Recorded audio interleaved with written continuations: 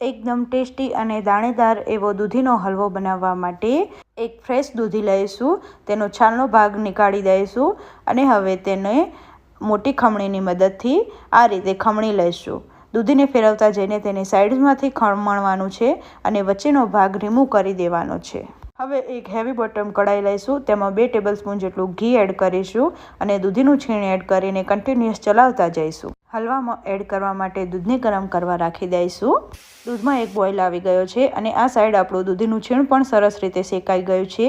તેમાં હવે દૂધ એડ કરી દઈશું અને સારી રીતે મિક્સ કરીશું. તેને ત્યાં સુધી કૂક કરવાનું છે કે દૂધનો માવો ના બની જાય. હલવાને વધારે દાણેદાર બનાવવા માટે ઘરેની ફ્રેશ મલાઈ એડ કરીશું અને કન્ટિન્યુઅસ ચલાવતા જઈશું. અને હવે તેમાં ખાંડ એડ કરી દઈશું અને હાઈ ગેસની ફ્લેમ કરીને ખાંડને સારી રીતે મેલ્ટ કરી લઈશું. હવે તેમાં ઘીમાં રોસ્ટ કરેલા ડ્રાયફ્રૂટ એડ કરી દઈશું અને ફ્લેવર માટે એલચીનો